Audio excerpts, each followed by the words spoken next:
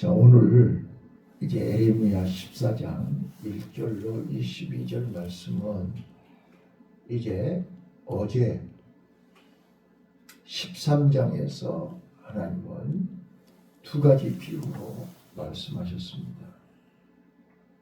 이게 이 썩은 허리띠 또 포도주가 가득한 병 비유로 이제 더 이상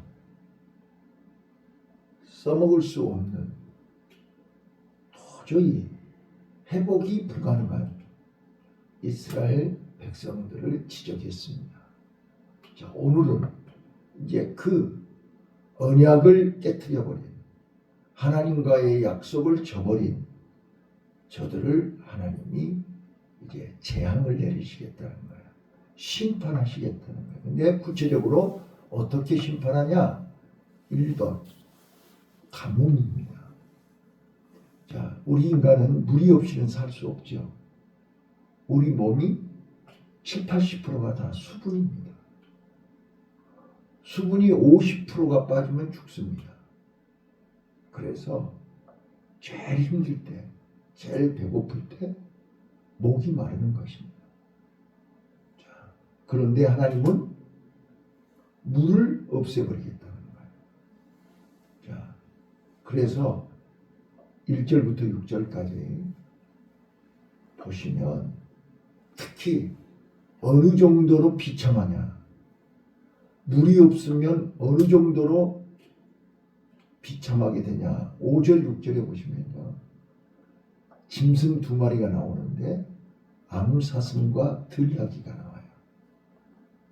자, 에레미야는 암사슴은 새끼를 가장 애착을 갖는 짐승이 암사슴입니다. 그런데 가뭄 때문에 풀이 하나도 없어요. 새끼를 낳는데 그 암사슴이 새끼를 버릴 정도로 비참하게 된다. 그걸 지금 얘기하고, 두 번째 들나귀가 나오죠. 들나귀는 뭐예요? 온 땅을 산이고 들이고 자유분방하게 뛰어다니는 짐승이 들나귀예요. 그런데 뛰어다닐 힘이 없는 거예요. 그래서 헐떡거리면서 지쳐있다는 거예요. 자, 사람이 마실 물이 없어요. 종들이 우물에 가서 물을 풀어갔다가 물이 없어서 그냥 오는 거예요. 곡식이 자랄 수가 없어요. 밭에 물이 있어야 곡식이 자라죠. 이 정도로 하나님이 기근을 내리겠다는 거예요. 자, 그래서 거기 이게 보시면 어느 정도로 10절부터 12절까지 가뭄과 칼과 기근과 연병으로 이제 언약을 깨트려버린 하나님과의 약속을 지키지 않는 이 백성은 더 이상 소망이 없다는 거예요. 기대할 것이 없다는 거죠. 그래서 이 기근을 통해서, 재앙을 통해서 깨달으라는 거예요. 자, 그랬더니 에레미야가 하나님 앞에 중보 기도를 해요. 중보 기도를 했더니 하나님이 답변이 10절입니다. 답변이 10절입니다. 우리 10절 한번 아까 언더라인 하라 했으니까 읽어보세요. 10절 시작. 여호와께서 이 백성을 향하여 말씀하시되 그들이 어그러진 길을 사랑하여 그 발을 금하지 아니하므로 나 여호와가 그들을 받지 아니하고 이제 그들이 주를 기억하고 그 죄를 벌하리라 하시고. 예. 자, 여기서 오늘 제가 짧은 시간 동안에 유다에게 임할 재앙이 왜 하나님께서 참고 기다리고 돌아오라고, 하나님 말씀으로 돌아오라고, 하나님 말씀을 기억하라고, 언약을 지키라고 그렇게 얘기했는데도 불구하고 그들에게 이렇게 이렇게 잔인하고 무서운 재앙이 내리게 된 배경을 설명합니다. 자, 거기서 여러분 하나님의 답변, 에레미야가 살려달라고 용서해달라고 기도했을 때 에레미야에게 임하신 하나님의 답변이 뭐예요? 유다가 어떻게 했다고요? 보세요. 10절에 유다가 어떻게 했다고요? 어그러진 길로 갔다는 거예요. 어그러진 길을 사랑한다는 거예요. 삐뚤어진 길을 사랑하는 거예요. 여러분, 길이 뭐예요? 길. 네? 사람이 다니는 길, 차가 다니는 길, 자전거가 다니는 길, 길이 있잖아요. 자, 길 끝에는 뭐가 있어요? 최종 목적지가 있죠. 이게 길이에요. 자, 오늘도 우리는 목적지가 있어요. 집을 나서면 목적지가 있잖아요. 근데 그 길이 최종 목적지가 다르다는 거예요. 어그러진 길이라고 하잖아요. 잘못된 길이라고 그러잖아요. 자, 유다가 가야 할 길은요. 이스라엘 백성이 가야 할 길은요. 나와 여러분이 가야 할 최종 목적지는요. 하나님이잖아요. 하늘이잖아요. 아니에요. 근데 저들은 어그러진 길로 가는 거예요. 잘못된 길로 가는 거예요. 죽음의 길로 가는 거예요. 어두움의 길로 가는 거라니까요. 어그러진 길을 사랑한다고 써졌잖아요. 지금 여러분들은요. 어떤 길을 좋아하세요? 넓은 길을 좋아하세요? 좁은 길을 좋아하세요? 밝은 길을 좋아하세요? 어두운 길을 좋아하세요? 하늘길을 좋아하세요? 땅의 길을 좋아하세요? 여기서 얘기하는 길은 마음의 길입니다. 우리 마음이 최종 목적지가 어디를 향해서 오늘 출발하냐 그 말이에요. 어그러진 길을 사랑하고 어그러진 길로 가는 거예요. 그래서 예수님이 이 땅에 왜 오셨어요? 우리가 지금 대강절인데 성탄절에 예수님이 왜 오시는 거예요? 어그러진 길로 가는 우리에게, 어두움 속에서 길을 잃고 헤매는 우리에게 빛을 비치러 세상에 빛으로 오셨고, 내가 곧 길이요 진리요 생명이니 바로 하나님께로 가는 길을 알려주러 오신 거 아니에요? 길을 알아야죠. 공부도 마찬가지예요. 공부하는 길을 알아야죠. 돈 버는 것도요. 길을 알아야죠.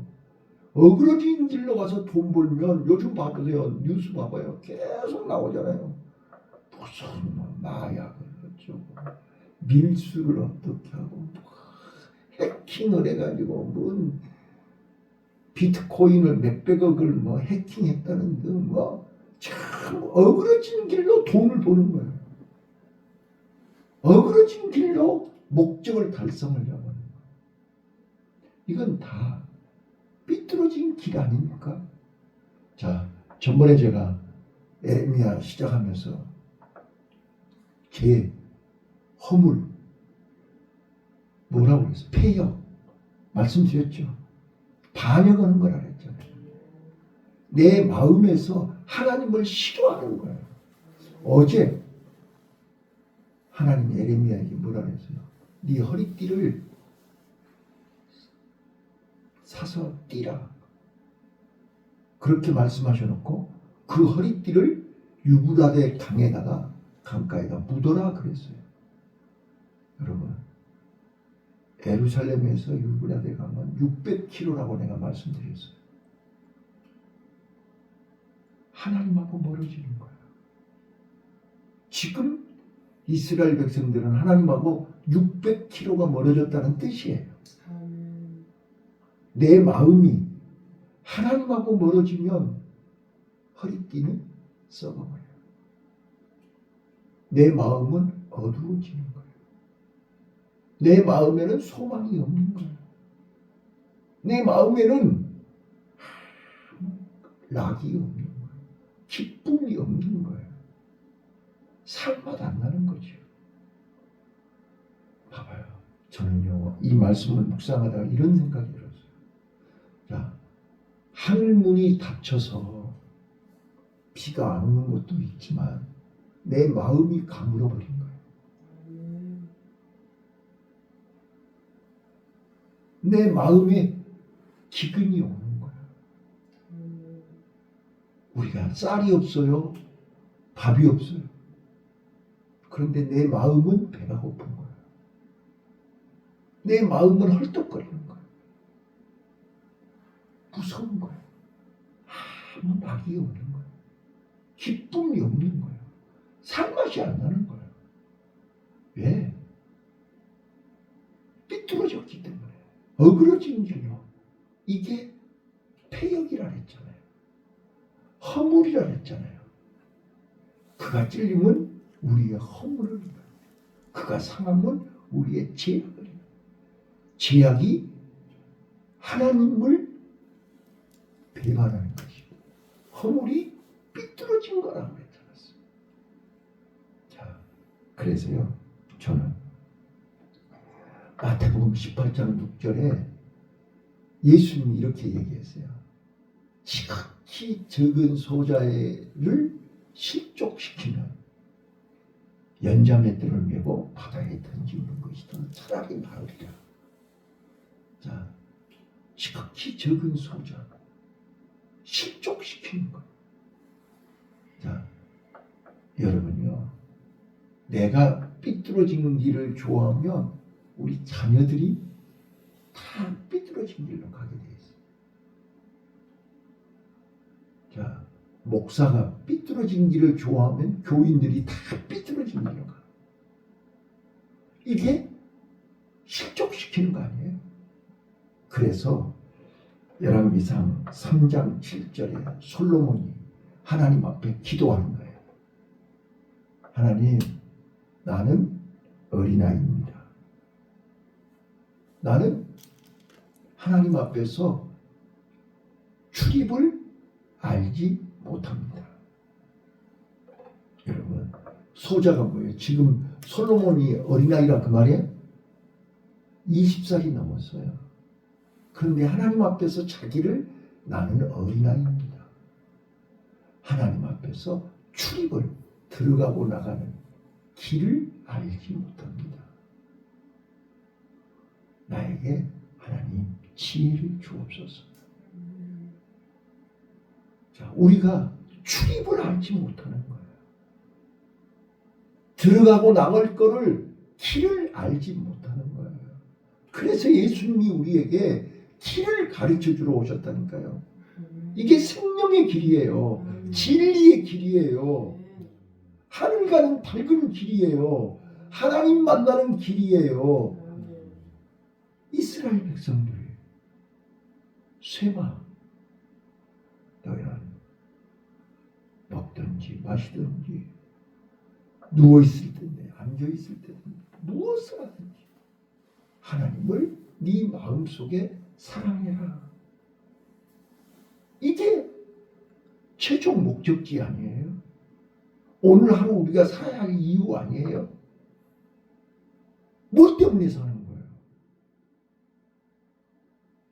먹고 마시기 위해서 사는 거예요? 자, 이게 하나님의 백성, 하나님의 자녀. 내가 어제요, 구청에 가서 도서관에 가서 내가 오전에 봐놨던 책이 있어요. 이찬수 목사님이 썼던 아이덴티티, 정체성에 대한 책이 있더라고요. 그래서 그거를 가서 목차를 사진을 찍었어요. 목차를 사진을 찍고 거기에서 내 눈에 들어오는 아주 귀한 말씀이 하나 있었어요. 그게 뭐냐? 하나님께 영광. 자, 자기 정체성을 아는 사람은 하나님께 영광이에요. 사도 바울이 그랬잖아요. 고린도전서 15장 31절 먹든지 마시든지 살든지 죽든지 하나님께 영광을 돌리라고 그랬잖아요. 자, 하나님께 영광을 돌리는 것이 뭐냐를 설명한 거예요. 그런데 이렇게 설명했더라고요. 자, 하나님께 마음을 집중하는 거예요. 하나님께 마음을 집중하면 하나님이 두 가지 선물을 준대. 나는 그게 내 눈에 쏙 들어온 거예요. 오늘 우리가 우리 마음이 하나님께 집중하면 네? 이게 바른 길 아니에요? 어그러진 길은 세상을 향해서 가는 길이 어그러진 길이고 하나님께 집중하는 것이 바른 길이라니까요. 근데 그 대표적인 인물이 바울하고 다윗을 얘기하는 거예요. 그 이찬수 목사가 그 책에서. 자, 하나님께 집중했더니 다윗은 골리앗을 이겼다는 거예요. 자, 골리앗을 이길 수 있는 외적인 능력을 선물로 주셨다는 거예요. 그게 내 눈에 탁 들어온 거예요. 맞아. 그래. 내가 바로 저거를 찾고 있었어. 내 마음이 하나님께 집중하면 골리앗을 이길 능력을 하나님이 주신다. 또 바울은요. 다윗처럼 외적인 능력을 받은 거 아니잖아요. 바울은 내적인 능력을 받았대요. 감옥에서 작고가 채이고 수갑이 채이고 지하 감옥에서 그가 하나님께 집중했더니 하나님이 그에게 찬송할 힘을 주셨고 기도할 힘을 주셨고 거기서 감사할 수 있는 힘을 주셨다. 이게 내적인 능력이라는 거예요. 그래서 하나님 앞에 찬송을 하고 기도를 하고 감사를 했더니 기적이 일어나 버렸대요. 작고가 풀리고 옥문이 열리고 지진이 일어나고 뒤집어져 버린다. 자, 그분은 그렇게 얘기해요. 하나님께 집중하면 다윗이 골리앗이 이긴 거나 바울이 감옥에서 찬송하는 거나 다를 게 뭐가 있냐 그 말이에요. 우리는 골리앗 이긴 것만 이긴 겁니까? 감옥에서 옥문이 열린 것도 하나님의 능력입니다. 하나님께 집중하는 자예요. 이게 바른 길이라고. 하나님이 기뻐하시는 길이라고. 그런데 하나님의 자녀들이 다 어그러지는 길로 갔다. 어그러지는 길을 사랑한다고 하잖아요. 그러니까 하나님이 이제는 너희들이 아무리 금식을 하고 부르짖어도 내가 안 듣겠다고 그러잖아요. 자, 무서운 얘기죠. 자, 12절 한번 보실래요? 12절 읽어보세요. 시작. 그들이 금식할지라도 내가 그 부르짖음을 듣지 아니하겠고 번제와 수제를 드릴지라도 내가 그것을 받지 아니할 뿐 아니라. 자, 거기까지만요. 보세요. 마음이 삐뚤어졌는데 마음속에 하나님이 없는데 마음속에 하나님의 언약이 없는데 마음속에 말씀이 없는데 그런 사람들이 자기의 목적, 자기의 뜻을 이루기 위해서 어그러진 길로 가면서 하나님 앞에 금식하고 하나님 앞에 찬송하면 하나님이 그 기도 듣겠어요? 그들이 드리는 번제를 받으시겠어요? 이미 마음이 삐뚤어져 있는데 마음은 딴 데가 있는데 아니죠. 받을 수가 없어요. 근데 우리는 착각을 하는 거예요.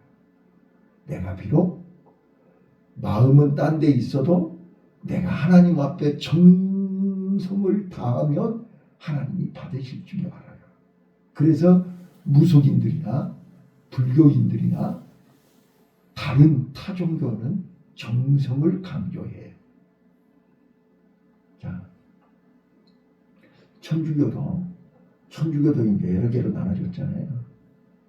예, 저기 특히 히랍 정교회, 러시아 정교회, 로마 카톨릭 처치보다 더 외식하고 형식적인 제사를 드리는 데가 이 루마니아 정교회, 히랍 정교회예요. 러시아 정교회예요.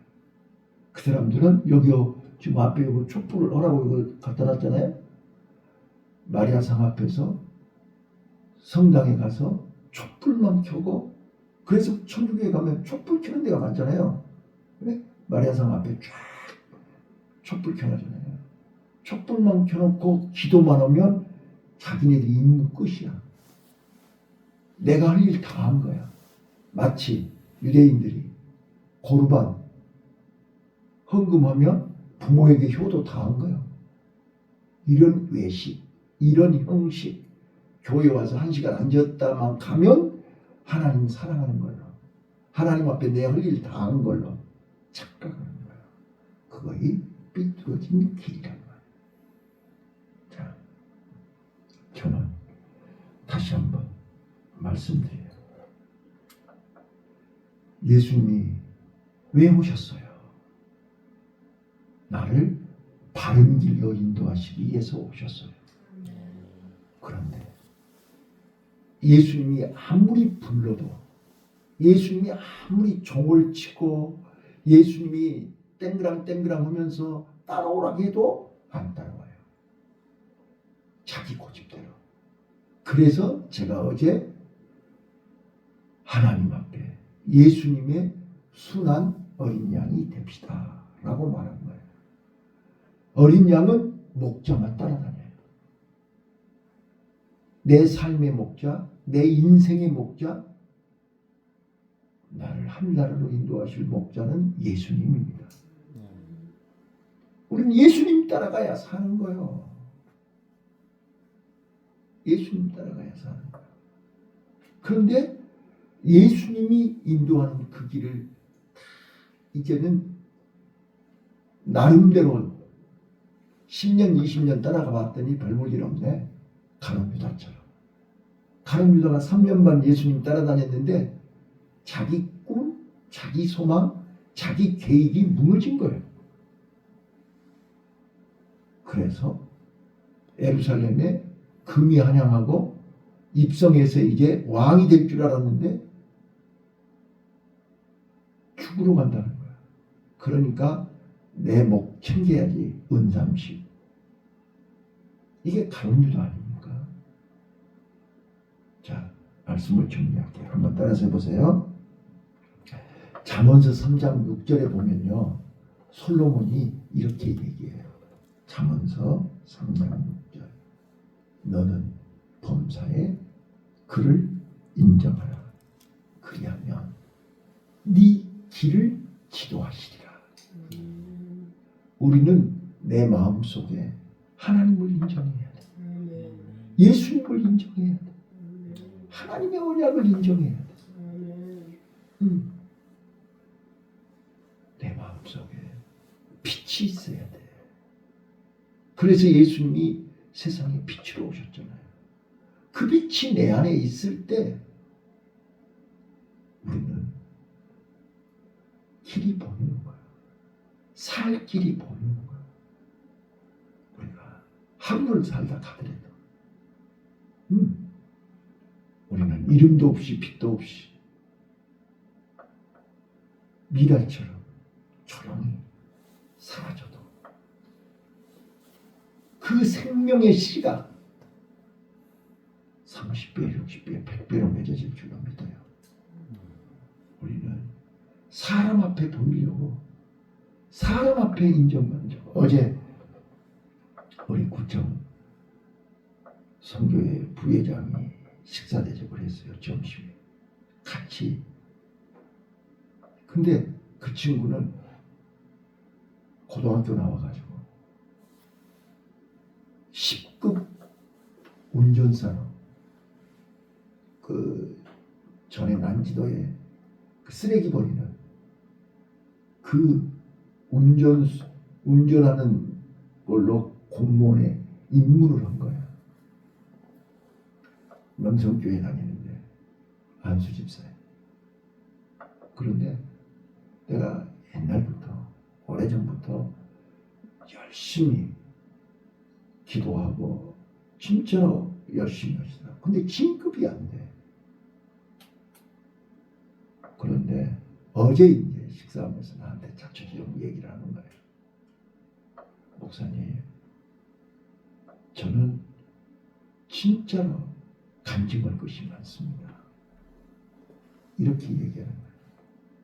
그래서 그 친구가 운전을 하다가 복지 공부를 해가지고 복지직으로 복지사로 복지공무원으로 바꾼 거예요. 그래가지고 지금 동사무소에서 근무하고 있는데 동사무소에서 지금까지 어느 누구도 할 수 없는 일을 하고 있는 거예요. 그래서 엊그저께는 의정부 교도소에서 상 받으러 오라고 해서 상도 받았다고 그러더라고. 그러면서 목사님 나 2년 있으면 이제 정년 퇴임하는데 자기는 내가 그래서 아니 왜 진급을 안 하냐 못하냐 내가 이제 그렇게 물었더니 참 간증을 하는 거야. 그래서 항상 서열 안에는 들어가는데 다른 사람이 먼저 된다는 거예요. 그래서 자기는 진급에 연연하지 않고 내가 할 수 있는 일, 다른 사람이 못하는 일, 하나님 앞에서 최선을 다. 그랬더니 느닷없이 의정부 교도소에서 상 받으러 오라고 그래서 엊그저께 갔다 왔습니다. 그 이야기를 하더라고요. 우리는요 세상 사람들은 어제 그랬지 않았어요? 순한 양이 돼야 되는데 사자가 되고요. 왕이 되려고 그래. 높이 매가 되려고 그래. 높이 올라가려고 그래. 근데 하나님은 우리가 사자 되기 원하지 않고요. 매가 되는 거 원하지 않고요. 순한 양이 되기를 원해요. 왜요? 순한 양은 하나님 앞에 제물이 될 수 있잖아요. 하나님은 나를 제물로 받으시기를 원해요. 모리아산에 번제물이 되기를 원해요. 이삭이 순한 양이 돼서 모리아산에 번제물이 될 때 그는 살았어요. 그는 100배의 축복의 주인공이 되는 거예요. 그는 하나님 앞에 인정받는 거예요.